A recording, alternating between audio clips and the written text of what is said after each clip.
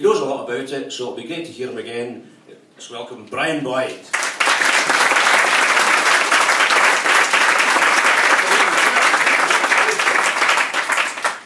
Thank you very much indeed.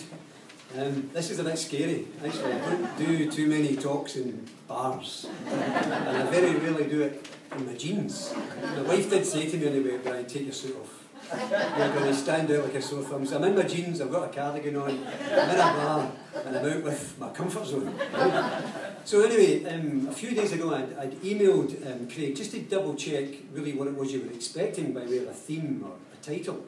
And he said, oh, we weren't going to bother a title, Brian, just talk about learning basically. So I did ask him to be a wee bit more specific, and he said, well, just write it yourself.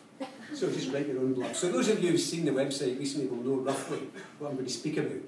I'm going to try and make sure that I don't run over time, so we get enough time for questions at the end. If anybody gets sufficiently moved during my talk to say something or raise a question, please just do so, and I'll ignore it. No, I'll answer it on the spot. But I'm going to try, if I can, to look at three main aspects of this issue called learning. I'm going to look historically, in a minute, about the process of schooling and how it's changed. And I'm going to do that quite simply because I think, although we are very critical often of what's happening at the moment in schooling, it was a whole lot worse some time ago, and I want to bring us up to date in that. I then want to try and look at learning itself and what we know about learning, because I think we know a lot more about it now than certainly we did when I started teaching, and what good we're putting that knowledge to. And then towards the end I'm going to try and look towards the future.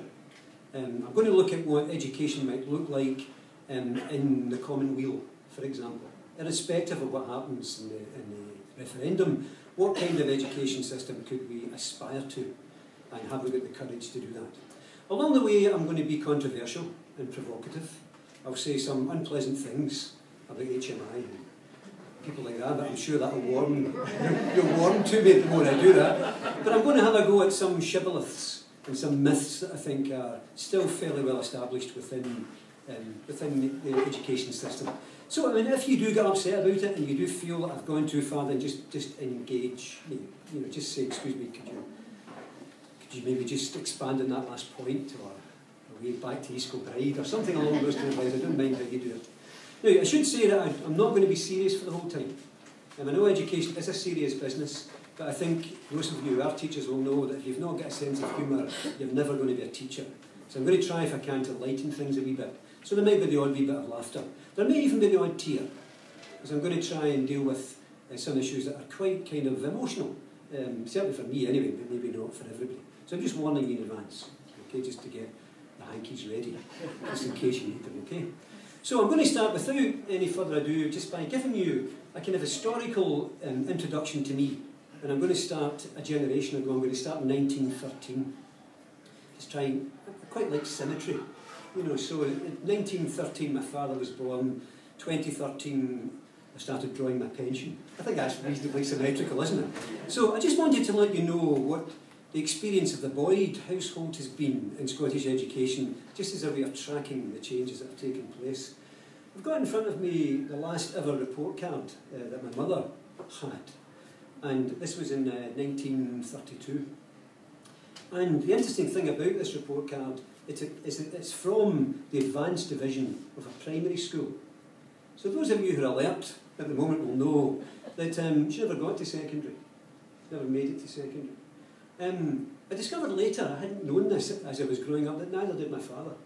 So neither of my parents enjoyed a secondary education because they were deemed not to be suitable to benefit from a secondary education. So that's the first thing we've got to say.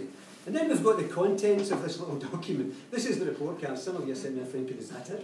Just that wee thing there. That would be a step forward, wouldn't it? Get back to that again. I mean, there's not even a sentence in this. And sometimes it's just abbreviations. But it's what's there, and more importantly, what's not there that I think is important. So, for example, the subjects of study are interesting. English is there, history is there, geography, mathematics, but mathematics has got a blank against it. So she didn't actually do mathematics, but mathematics is on the list. And then there's arithmetic, which she did do. And then in handwriting, in some of the spare boxes, there was cookery, housewifery, drawing and dressmaking. So that's it. I don't think I have to elaborate on that, do I? That's what she had. There were no words opposite this, not even single words, just abbreviations. There was an EX for excellent, a G for good, and an FG for fairly good. That was the extent of it. So English was good, history was fairly good, geography was fairly good, arithmetic was good, cookery was good, housewifery fairly good, drawing fairly good, dressmaking fairly good. So that was the extent of the final report, but it gets worse, actually, it gets worse. Across the other side of it, there's a little kind of summary, and there are only two categories here. There's a mark for studies, and there's a mark for character and conduct. The mark for studies is fairly good. The mark for character and conduct is excellent. Excellent. Now, every time I read this, it just gets me. Because if you had a choice of only one excellent in your report card, where would you want it? That's where you'd want it, wouldn't you? But in a sense, this is a report card of failure. This is a report card deeming that someone has really made not very much of education, and you get the impression that not very much was expected either, and that was the end of it.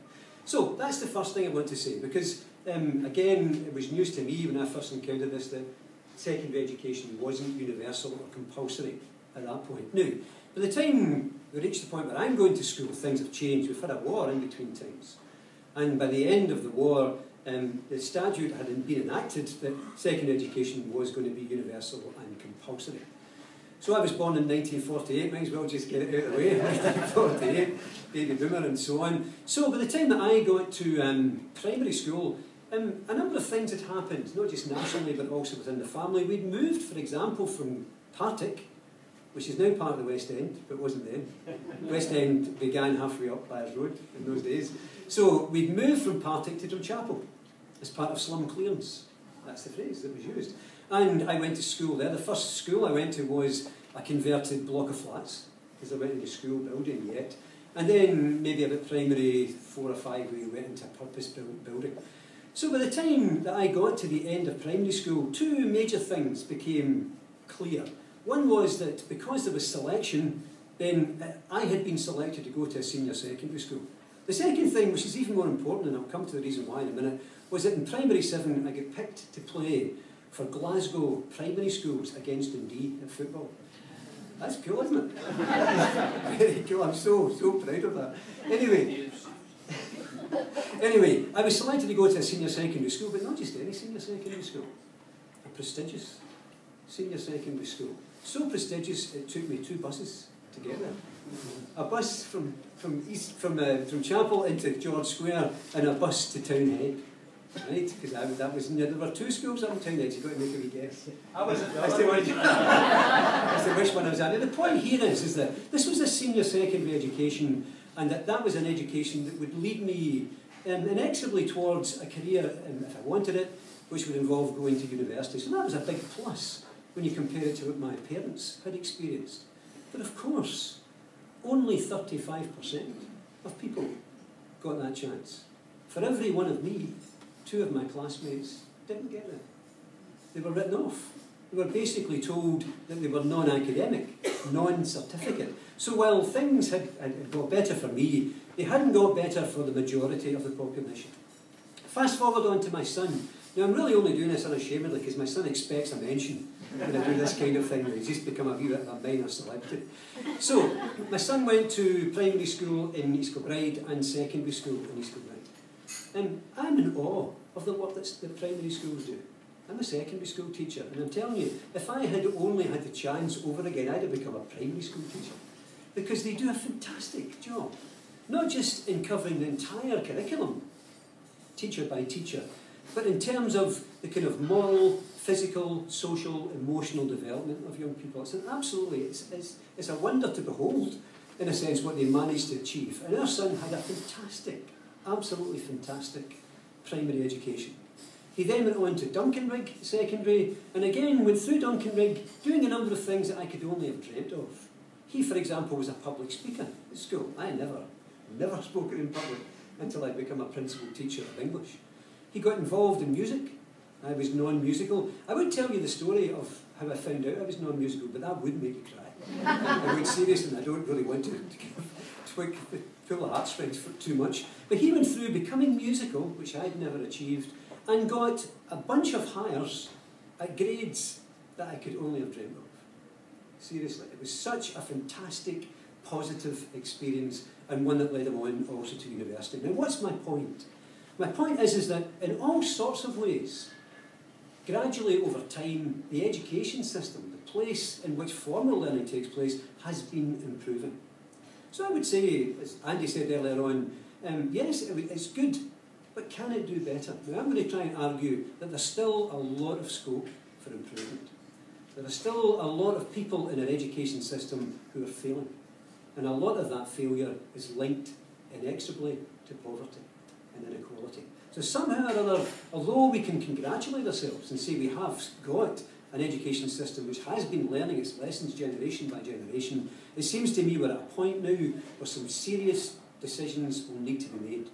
Some of these decisions will involve people who are not educationists. I believe that Nicola Sturgeon kicked this whole thing off. Nicola will be a key person, possibly, in any of the kind of decisions that I think should be made if education is going to improve over the next 100 years. So that's the wee kind of general introduction. Some of you will know, to add to that, I became a teacher of English, and then a principal teacher, an assistant head, a head teacher of 2 secondary schools. I just glossed over the fact I was an education officer in Glasgow. I was hoping nobody would bring that up. I was chief advisor in the old Strathclyde, and then for the last 20 years I've been at Strathclyde University, just to try and get you on my side, just to impress you a wee bit. So, in a sense, what I'm going to try and do now is I'm going to try and move seamlessly, if I can, into the business of learning itself. Because after all, that's what schools are about, isn't it? About learning. I mean, we would all agree with that, wouldn't we? Theoretically, at least. That's why you have schools, because it's about learning. Right, I want to say something about the aims of education. Somebody suggested that maybe because we're seated round tables we could do a wee bit of audience participation, couldn't we? I know 1 or 2 people now have got pencils. So I was thinking that maybe I could get you to do a wee bit of just quick discussion with your neighbour. This is the point at which you begin to think, I wish I'd taken more care about where I sat. Because I'm going to ask you to turn to your shoulder partner in a minute. I've got all the jargon. Shoulder partner, face partner. The best one I heard was smile partner. Actually, try it. You can't help but smile when you turn around. Anyway, I'd like you just for 30 seconds to turn to the person next to you and just see if you can decide between you what the fundamental aim of education should be. What should it be? Just do it. Come on, do it. Break the ice. Oh, you can go into 3s if you want. 2s, 3s.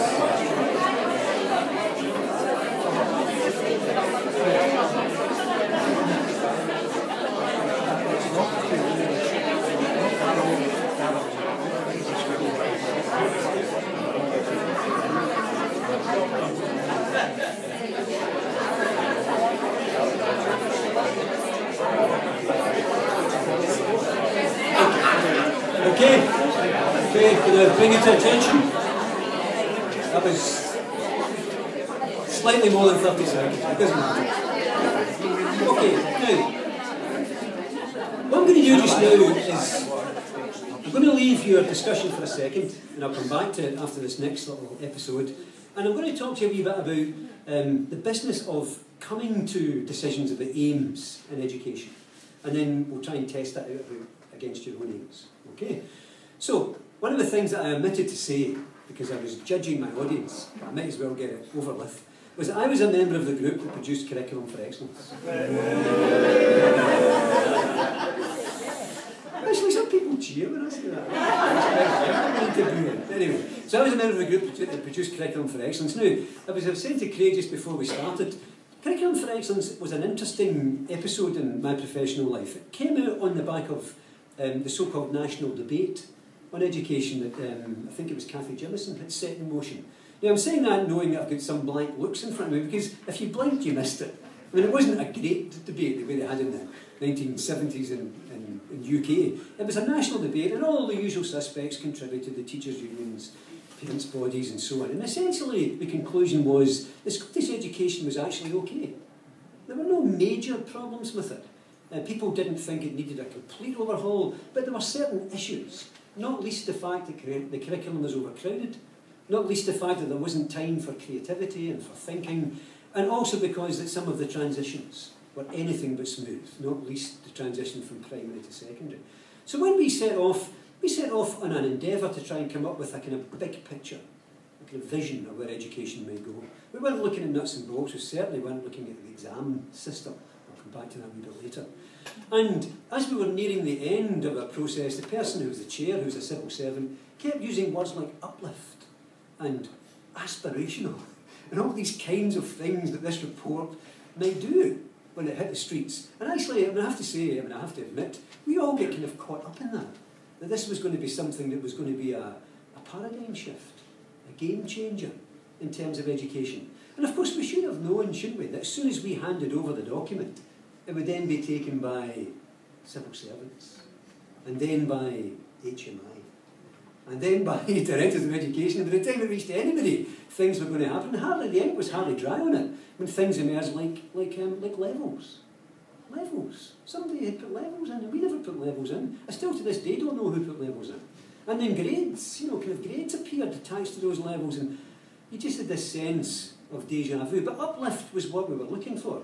So, let me tell you where we started in terms of aims, and see what you think of this. We trawled all of the countries who at that time were also reforming their curricula.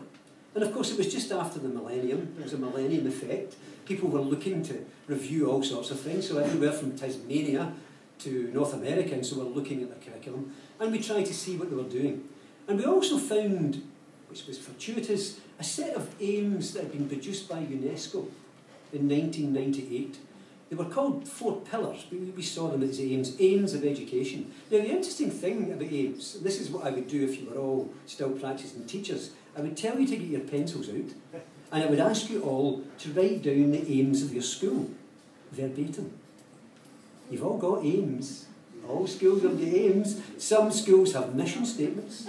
Some schools have vision statements. That's cool, isn't it? And they still don't know what they are. Nobody knows. Only one person over the last 20 years since I've been doing this has called my bluff.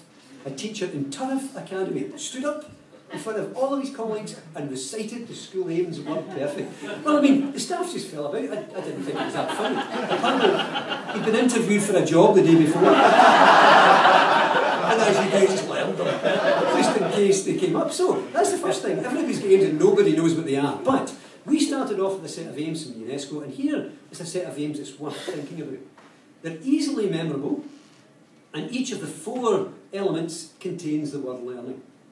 That's a good start, isn't it? So, learning to know, learning to do, learning to live together, and learning to be. That's where we started. Now, I must admit when I read them at first, I think I misread them, and I assumed that the order in which they came was an order of importance. In fact, it's the reverse. It's going up in importance. So let's take them in reverse to make it easy. Learning to be. Now, learning to be seems to me to be something that kind of sits there and nobody really addresses it. Surely one of the main aims of education is to help human beings to know who they are. What is it to be a human being in the 21st century, say?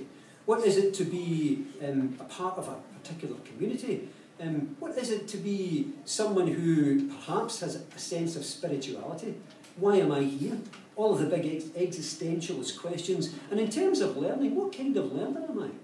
What kind of learner am I naturally? What are the kinds of approaches to learning that I find difficult and will need to address if I want to be a rounded human being and so on? All sorts of really, really critical issues that kind of sometimes get left and certainly are not seen to be part of the core.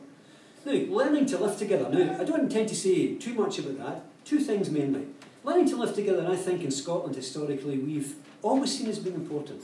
We were the country that introduced ethos indicators. Do you remember them?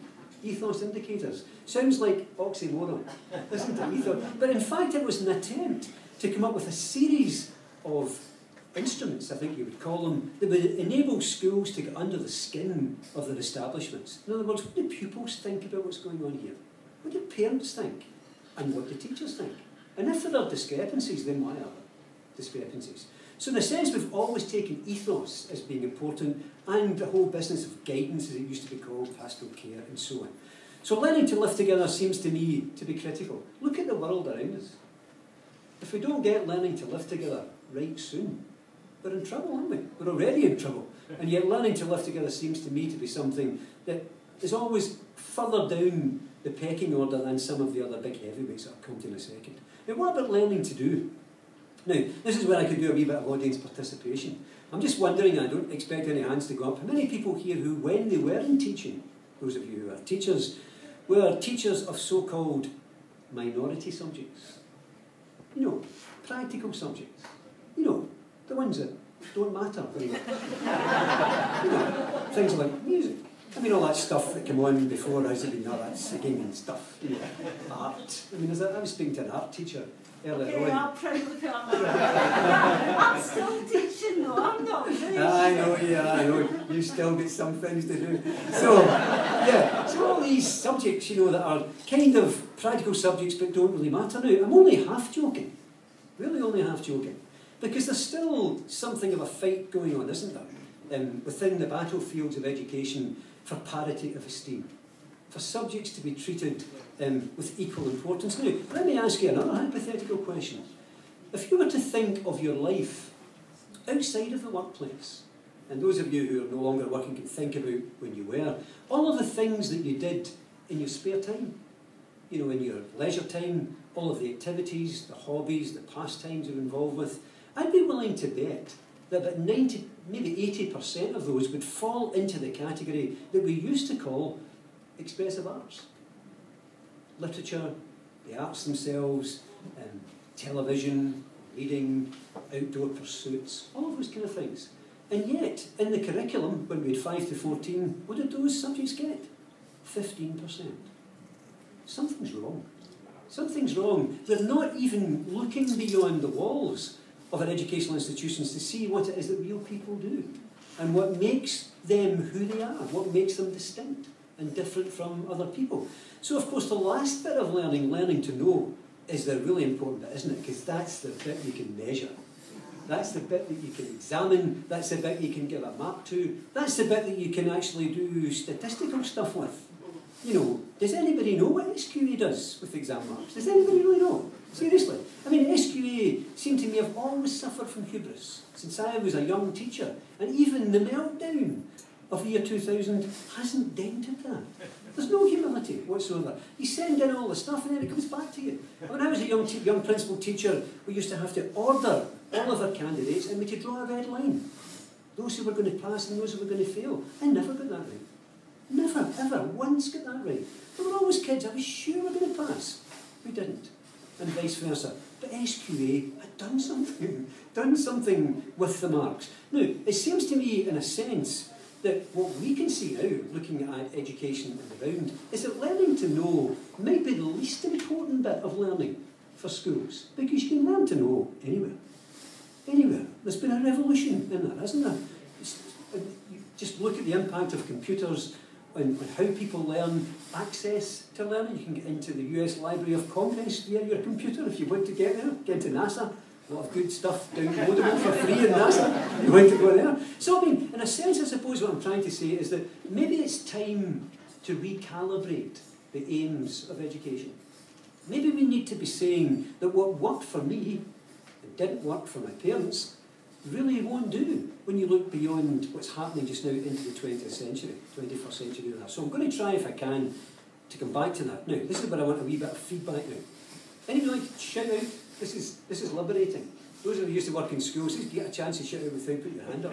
How liberating is that? Come on. Just shout out an aim that you came to an agreement with your partner. Just a word or a phrase. Come on, please. Sensitive. Become sensitive human beings. Become sensitive human beings. Okay. Nurtured, well-rounded. Nurtured, well-rounded. Okay. To question. I'll get you in all sorts of trouble. I'm telling you. Okay. To question. Right. Okay.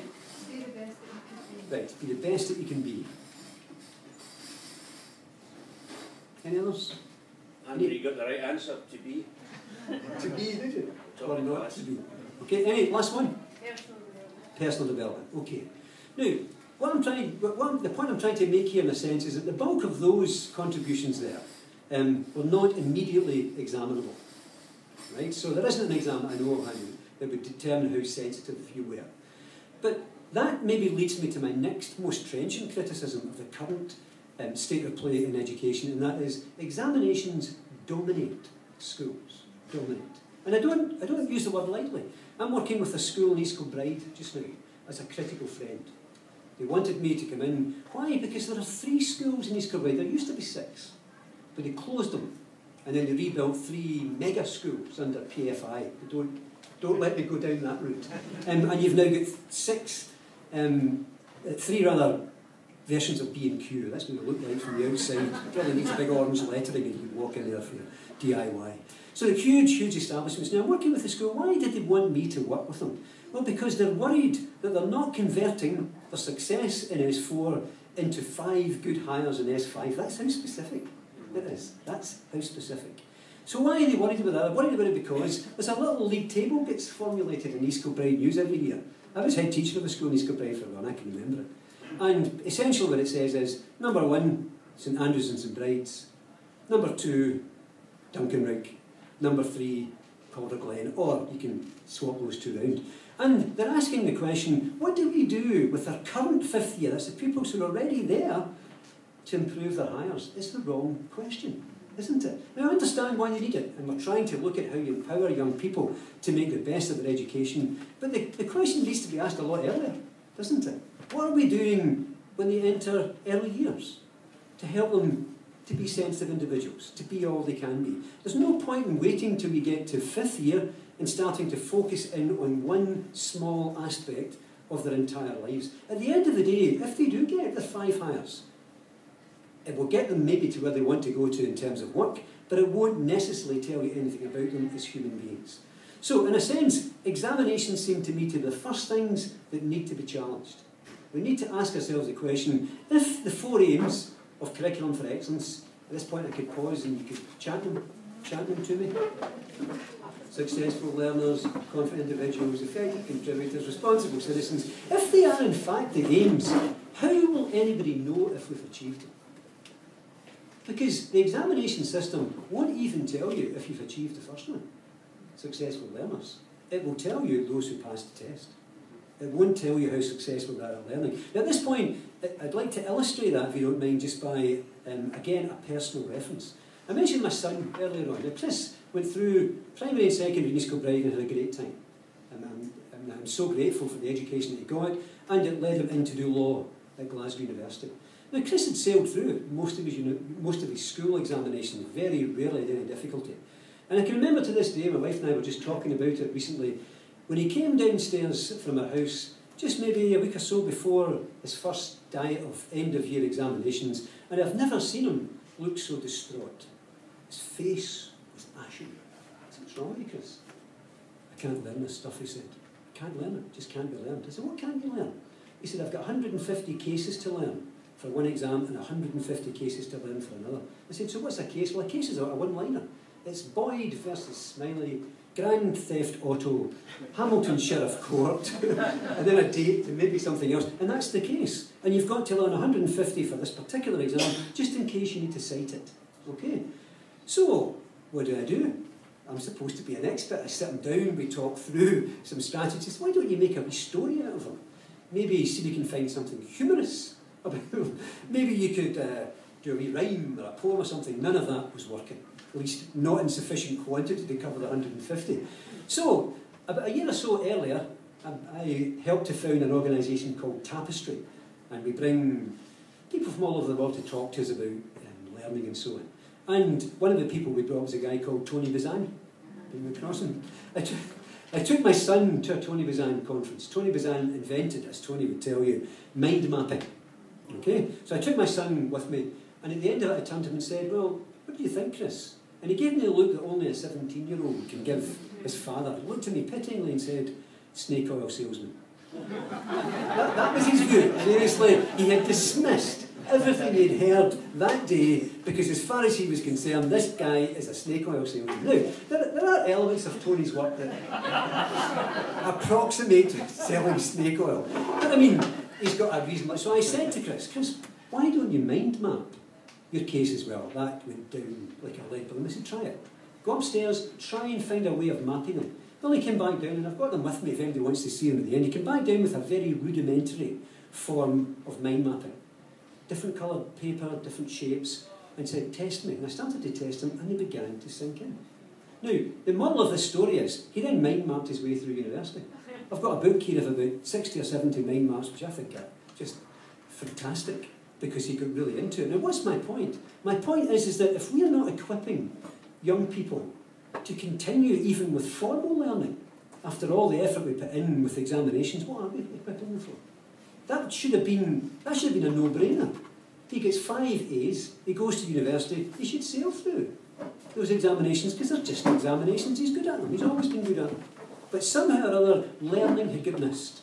And as soon as he hit a problem, then he began to look into himself and say, I can't do this, I can't do it. So there's a sense in which we're not even, I don't think, in terms of examinations, meeting the needs of our most able pupils, never mind the youngsters who are struggling. Now, I want at this point, if I can, if you don't mind, to move on. Did I leave a wee gap in between these elements that people want to chip in just now? Let's keep going. You can let me keep going. Okay. Right, okay. I want to try and say something about what would be possible in a future Scotland if we really were serious about making learning the focus of schools rather than passing exams. Okay, so let me just ask a couple of rhetorical questions about what we know about learning. If I can maybe introduce this topic just by way of a reminiscence. I did O-grade maths at school, and then was put into the higher maths class. And I say was put because I don't ever remember choosing to go there. That was another thing about senior secondary. You didn't get much in the way of choice. So I was in the higher maths class, and I was struggling to keep my head above water. The teacher who was teaching me also took the football team, so that gave us a wee bit of a bond. And I remember one time he came in and he put on the board dy by dx. You want me just to pause for a wee bit of nostalgia? dy by dx. And I remember he came in and he started to speak, and I knew he was speaking English, because I could recognise the words for English, but I had no idea what he was talking about. So he did this, he did a bit of teaching, and then gave us the exercises to do. So as I was sitting there, he came round, and he must have seen that I was looking a wee bit glaiked at the time. I just wasn't doing much. He said, what's wrong with you, Brian? I said, sir, I can't do this. He said, what can you do? I said, I can't do any of it. He said, do you not understand? I said, no, I don't understand a word of it. Okay, he said, why don't you go and do Spanish? That's what he said. Now, I have to say to you, I am grateful to him, because I did go and do Spanish. I did a crash hire, did a bit of Spanish at university. My Spanish is pretty good now, actually. I'd like to go to Spain to speak my Spanish, but he should have tried harder, shouldn't he? I mean, really, he should have tried. Now, there's a sense in which I think we're coming to the next big shibboleth, and this is where I think I'm in maybe less secure ground when I speak to a mixed audience like this. It seems to me the other thing that needs to be challenged in education is the concept of intelligence. And it strikes me that we've played fast and loose with that concept for too long, because we should know better. Now, let's take our minds back to when intelligence and the measurement of intelligence became fashionable. It was in the late 19th century, the scientific rationalist movement, where people wanted to measure and control every single aspect of the world and the life we had in that world. And a number of people, some of whose research methods were dubious, it was found later, came up with a test which would give you, as you know, an intelligence quotient. Now, I'm just looking around the faces, and I'm trying not to insult anybody by guessing at what age they are, but some people in this room will remember their IQ being tested as part of the education system. In fact, it contributed to selection in the early days. So there was a kind of general belief at that time that there was a single thing called intelligence. Everybody had it, but some had it to a greater extent than others. That it was fixed, that you couldn't alter it, it couldn't change. And not only that, if you put a measurement on it, a number, you could predict fairly accurately how well that person would do 5 years, 10 years, for the rest of their life, maybe. So there's a sense in which I think, notwithstanding the fact that that whole concept has been challenged, we're still operating with that belief system. Because whether you agree with Howard Gardner's concept of multiple intelligences or not, or whether you think that Feuerstein's approach to looking at dynamic intelligence is very difficult, I think, for anybody seriously to actually justify that 19th century view of intelligence. We know a lot about the brain now. We know, apart from anything else, the brain is plastic. It can grow, it can develop. There was a myth around, and I bet you're glad now, some of you in the audience, that we now know it's a myth, that round about kind of 50, things would start to go downhill. You wake up in the morning and there are a few more brain cells lying in a pillow. Seriously, you knew you were in a slippery slope because that was it. You know, nothing much could be done. Well, of course, nothing could be further from the truth than that. And those of you will know that it's the old adage, isn't it, use it or lose it, that you can develop your brain well into old age, as well as a young person. But there's an issue here, I think. Two things happen if we don't tackle the concept of intelligence. One is that we continue to operate dubious, systematic, kind of, I suppose you would call them, administrative procedures in schools around setting and streaming. We still have a propensity to actually sort youngsters out, if not by IQ, then by a proxy measure, usually a test. And we can make assumptions on the basis of that as to what the kids will achieve or not achieve in terms of success in an examination. The whole debate just now about National 4 and 5 seems to me to be very pertinent in this. Not only that, if we continue to peddle the myth that there's a single thing called intelligence, if kids buy into that myth, and this is the work of Carol Dweck, I think maybe, I don't know if Carol Craig mentioned this when she was speaking, but Carol Dweck is a psychologist from Harvard who's saying that if a young person has a fixed mindset about intelligence, such as I've just described, then the chances are when they hit a problem, they give up. They give up. It can't be me. It can't be mine, but I'm really intelligent. It can't be me. It's somebody else's problem. It's the teacher's fault. Or it's the fault of the subject, or whatever. But if you've got a growth mindset, if you actually believe you can influence your own ability to learn and be successful, then what you'll do is you'll say, oh, I can't do this, right. How do I regroup? What other metacognitive strategy can I employ if I need to make sense of this? So there's a sense in which this isn't an esoteric issue, the issue of intelligence. It fundamentally impacts on young people's lives. And I would have to say to you, just to, my final word on this particular subject, is that I can find no reliable research anywhere in the world to support the efficacy of the practice of setting or streaming. Now, if we think we are an evidence-based profession, as we often say we are, then somehow or other we're going to have to look at that and we're going to have to challenge the assumptions that underpin it. Right, I'm nearly finished, as you'll be glad to hear. What could we do if we want to look ahead and change our system for the better? I would suggest we look towards the Nordic countries rather than down south. There's nothing to be gained, is there, by looking at England at the moment. They're in meltdown, the education system there. If you look at somewhere like Finland, it seems to me that you've got at least a set of circumstances that could be achievable if you actually brought the politicians together, if you changed social policy as well as educational policy. They've got a system where young people start school later. That's the first thing. They start formal learning later. They're in informal learning before that. Not only that, there is no setting or streaming anywhere in the system. There are no private schools either. Interesting.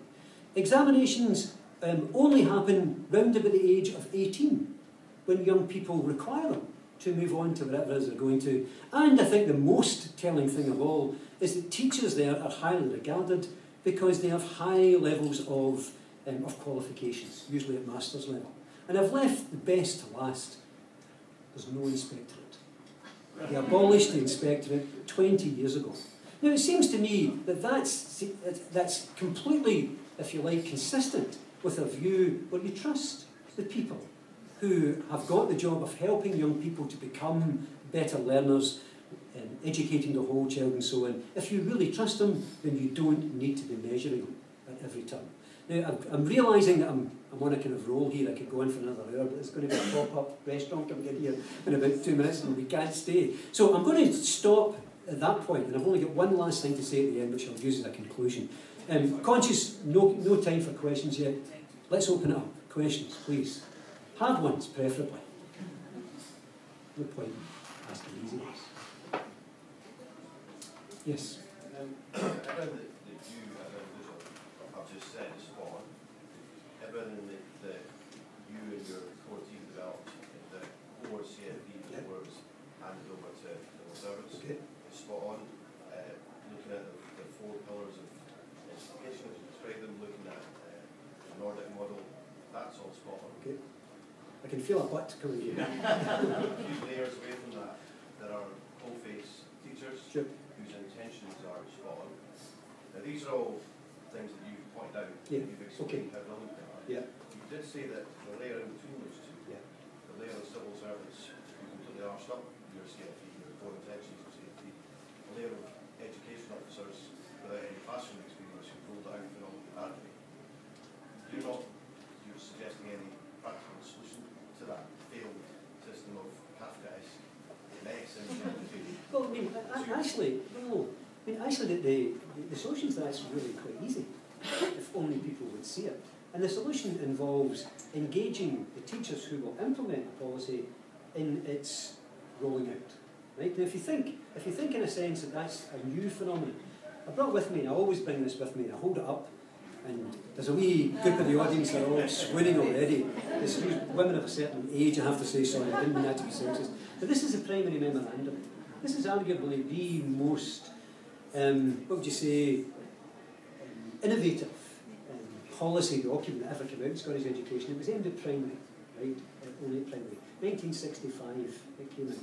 And it transformed primary education. It changed it, I mean, not to be too dramatic, from what you would see in Scotland Street School to what you now see in a primary school, right? So that was 1965. In 1981, 16 years later, the Inspectorate did a report on its implementation and were highly critical of the fact that it wasn't being implemented fast enough. Now, the reason why it wasn't implemented fast enough was they hadn't taken teachers with them. They hadn't done the CPD. They hadn't empowered the teachers. They hadn't given them a say in it. And I think that's the simple answer. It's not rocket science. You're not looking for any big changes in the systems. You're simply asking people to put into operation what we all know to be the case. There's all sorts of evidence all around the world in this one. If you really want change to actually improve things, you need to take the people with you who are going to be implementing it. It's dead simple, actually. Seriously. Now, what I'm suggesting also is it's not too late. It's not too late. 10 years sounds quite a long time between the publication of the Curriculum for Excellence report and now, but it's not that long, actually, in terms of curriculum change. So I think the teaching unions in particular and the parental bodies should be saying, we need more information, we need more engagement. I mean, we were asked at the very last meeting of the working group, and Peter Peacock was there, he was the one that set it up with a nice wee buffet in the Parliament and so on, and he said, would you be prepared to be involved in its rollout? And we said, yeah, we'd be great, we'll be ambassadors, we'll go up and down the country, we'll talk to people. Nothing. Nothing happened. There's a body, for example, in the civil service, a small organisation who are dedicated to parental engagement over Curriculum for Excellence. I'd love to know what they do. Seriously, I just love to know what they do, or where they do it.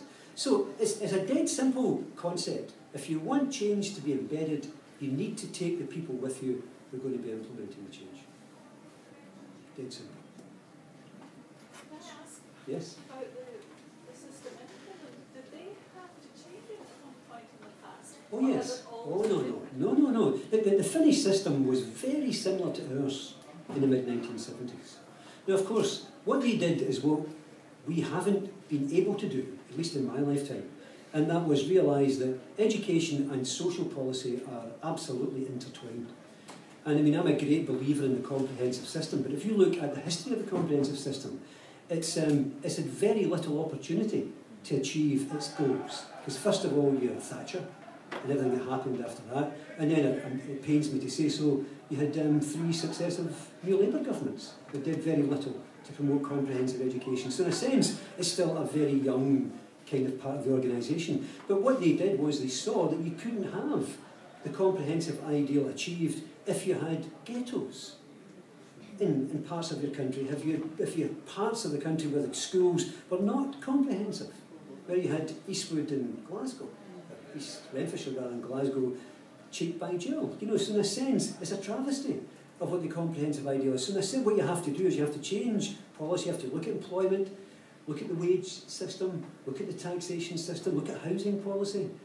That's not going to happen quickly, but it didn't happen in Finland quickly either. And what you need, I think, and irrespective of how the vote goes, it'd be nice to think that somebody will sit down and say, let's plan a vision for our Scotland now that we've had that debate, there's been no blood in the streets, it's been democratic, and let's see if we can look 10, 15, 20 years down the line, rather than just the next election. I know it sounds really naive, but that's what they did in Finland.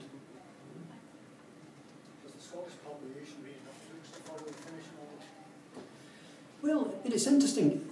The evidence the serious evidence on the extent of book reading in the Scottish population is actually reasonably happening. Because, I mean, I was told as a young trainee teacher that we were entering a post-literate society, and that the book was dead, basically, and that computers would eventually take over. Now, don't know how many people here own a Kindle, for example, but a Kindle is just a book, isn't it? It just happens to be electronic. And I think I can understand the point you're making about reading and what kind of books you're reading and do we take reading seriously. But I think reading is still regarded as really, really important in our society. I often get asked to go and speak to parental groups. Usually, most often it's primary school. They'll ask me to go and speak to parents, and the main topic is how can you, as a parent, help your young person learn more effectively? And often, because I know there are guys there who don't want to be there, they've been brought along by their wives, I say to them, do you want me to give you the 30-second version or the 40-minute version I've been booked for? So they say the 30-minute one. So the 30-second one is this. If you want your child to do well at school, read to them, read with them, read in front of them. And if every child who came to a primary school or to an early years establishment came from a home, A, where there were books, and B, where there was reading, that would be a game changer. Absolutely. So I take your point, and I think there is an issue about literacy and how it's seen and how important it is, but I don't have a strong sense that we're losing it. I mean, maybe you feel we are, but I don't get a sense we are in this country. Okay. Last question, I think I'll need to decrease on it. How are we doing for time? Aye, probably, yeah. Maybe last.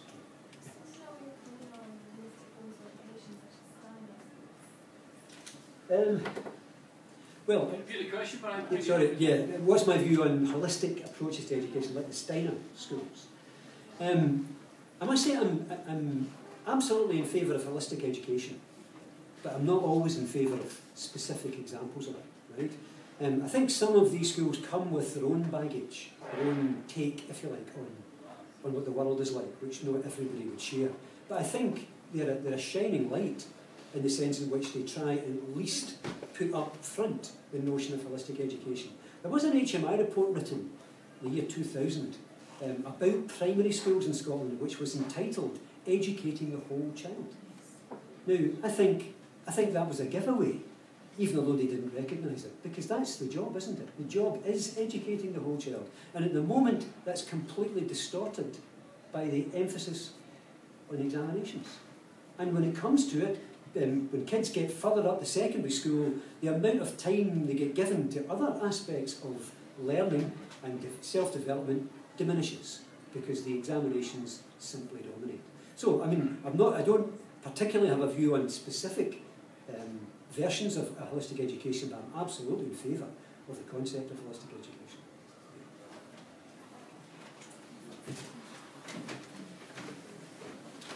Brian was complaining that we just gave him the one word learning to talk about today. How do you think he did?